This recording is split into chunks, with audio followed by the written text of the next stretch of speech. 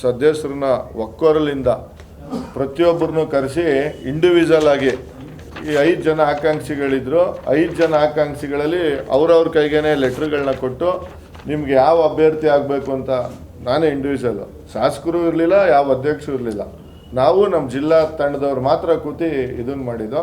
ಆಗ ಅವರೇ ಕೂಡ ದೇವು ಅನ್ನೋ ಹೆಸರನ್ನ ಸ್ಪಷ್ಟವಾಗಿ ಕೊಟ್ಟಿದ್ರು.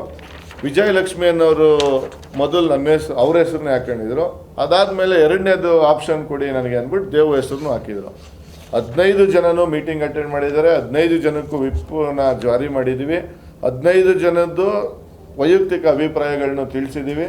ಪ್ರತಿಯೊಂದಕ್ಕೂ ಅಟೆಂಡ್ ಆಗಿಬಿಟ್ಟು ಇನ್ನೇನೋ ಜೊತೆಲಿ ಟ್ರಿಪ್ ಹೋಗಬೇಕು ಅನ್ನೋ ಟೈಮಲ್ಲಿ ಇವರು 4 ಜನ ನಮ್ಮಿಂದ ದೂರ ಹೋಗ್ತಾರೆ. ಈ ಸಾರಿ ಇವ್ರಿಗೆ ಬುದ್ಧಿ ಕಲಿಸಲೇಬೇಕು ಅಂತೇಳಿ ಈ 4 ಜನ ಏನಿದ್ದಾರೆ, ಗಿರೀಶ್ ಕುಮಾರ್ TN 1ನೇ ward, Vijay Lakshmi wife of Kumar 27ನೇ ward, Gayathri wife of Murugesh 12ನೇ ward, Meenakshi wife of Nagaraju 27ನೇ ವಾರ್ಡು. ಈ 4 ಜನ ಸದಸ್ಯರನ್ನ ನಮ್ಮ ಪಕ್ಷದಿಂದ 6 ವರ್ಷಗಳ ಕಾಲ ಉಚ್ಚಾಟನೆ ಮಾಡ್ತಾಯಿದ್ದೀವಿ.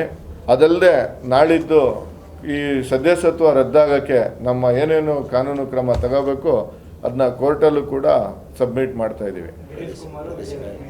ಗಿರೀಶ್ ಕುಮಾರು, ವಿಜಯಲಕ್ಷ್ಮಿ, ಗಾಯತ್ರಿ ಮುರುಗೇಶು, ಮೀನಾಕ್ಷಿ ನಾಗರಾಜು 4 ಜನಕ್ಕೂ ಕಾನೂನು ಕ್ರಮ ಜರುಗಿಸ್ಕೊಳ್ಳೇಬೇಕು. ಇದೊಂದು ಬುದ್ಧಿ ಕಲಿಸಿದ್ರೆ ಮೈಸೂರು ಜಿಲ್ಲೆಯಿಂದ ಮತ್ತಾವುದೇ ರೀತಿಯ ನಮ್ಮ ರಾಜ್ಯದಲ್ಲಿ ಈ ಒಂದು ಪಕ್ಷಾಂತರ ನಡಿಬಾರ್ದು.